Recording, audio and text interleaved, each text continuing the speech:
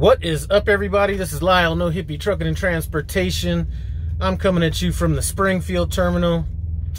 Had to come in here and pick up a new Best Pass and Easy Pass. I guess they gave me the wrong ones when I picked up this truck, so I had to get that rectified. So hopefully I'm not stuck here too long. It is the weekend, so my dispatcher, who usually dispatches me off the yard, is not here, so I may have to rely on driver lineup. But what I wanted to talk about today was when keeping it real goes wrong. You know, I keep talking about one of the best things about getting older is it's mellowed me out and things like that. And I wasn't always like that, you know. I mean, I used to be, you know, pretty boisterous and things like that. You know, wanted to talk about a couple things that I'd seen. You know, I was getting my APU serviced here a couple weeks ago, and you know, the line was kind of long, and this guy that was behind me was, you know, letting his displeasure be known to everybody that was around. And I was like, man, you just got to relax, you know. I was just stuck at a receiver, you know, for about 14 hours. And, you know, I got paid good attention on that. Still able to pick up my next load. But, you know, some of the comments were, you know, I'd have went in there, gave him a piece of my mind, you know, all this kind of stuff. And, you know, I've just learned, and I learned the hard way, that sometimes you just got to go with the flow. You know what I'm saying?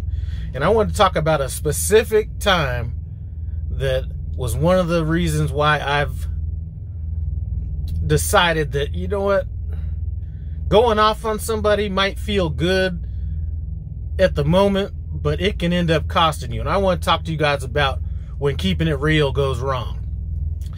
So back in around 2003, I was doing a loan for two property investors. They were buying two duplexes, brand new duplexes in Vail, Colorado. At the time of that purchase, they were going for $4 million a piece, or they're actually going for $10 million a piece, but my loans were going to be for, or excuse me, the total of the loans was going to be $800,000, but the total purchase price for all 8 units was going to be $8 million. So I had one investor that was buying 2 of them, another investor that was buying another 2. Loans on both those were going to be $4 million a piece, if that makes sense. So anyway, very complicated loan. They were going through a private custom builder that wasn't used to some of the things that needed to be done in the state, and it kind of came back to kind of bite us. So anyway, let's talk about how keeping it real went wrong. So, like I said, it was a very complicated loan. My commission on these loans between the all four properties was going to be $20,000. All right, so one of the hiccups on the loan was that the builder never did a certificate of occupancy, and the survey needed to get updated because there were some easements and things like that. Shared roads needed to get taken into consideration that weren't taken into consideration. And these were things that was happening right up until the time of closing. Now, one of the buyers I was able to talk to, explain everything to him, and we were able to kind of close that loan, and everything went fine. The second guy was on his way from California, didn't have a chance to talk to him about it. So when we got to the closing table, which was the only time I had to talk to him, all this stuff came up. So we're at the closing table, and now I know that the guy just wanted to vent. You know, and had I just let him get that venting out of his system, everything would have been good to go.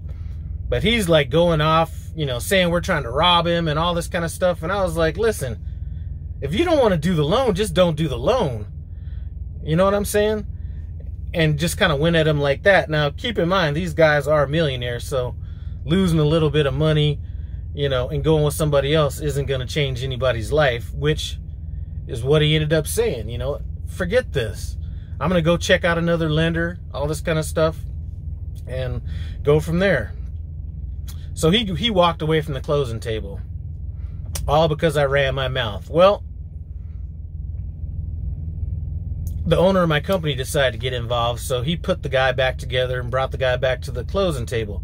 Now, what ended up having to happen for him to come back to the closing table was we lost our lock on the loan. So, and us losing that lock, that cost us $2,000 just to break the lock, right? So we broke the lock. Now, the certificate of occupancy and the survey was another $2,500. So my owner said, we'll cover the cost of that. Now we had to relock the loan, which was locked at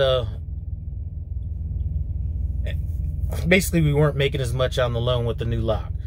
So that was $6,000. So ended up losing a total of $4,000 on that low, or $4,000, excuse me, just on, I know this is complicated, $4,000 on, you know, paying the certificate of occupancy and relocking the loan, and we ended up paying the $2,500 for the certificate of occupancy and all that.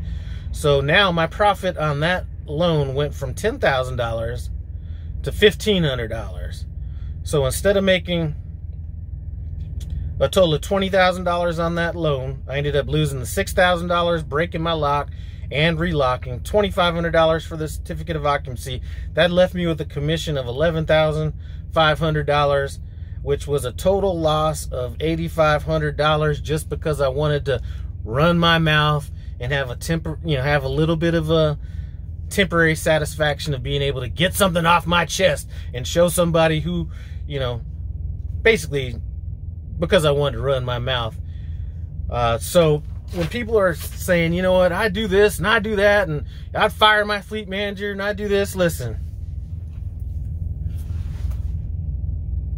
As you get older, you learn that running your mouth is not always the best thing to do. And that right there is a good example of when keeping it real went wrong.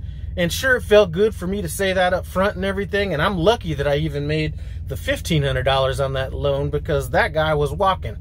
Had my owner not got involved in that, I would have ended up losing that $1,500 as well. So anyway, moral of the story is just go with the flow.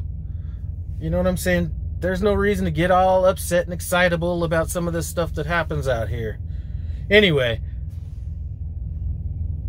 hopefully that didn't sound as complicated as I seem to make it. But anyway, I'm gonna run in here. I got some clothes in the wash machine, get those in the dryer, and then try to get with driver lineup and get out of here because I got to start generating some revenue.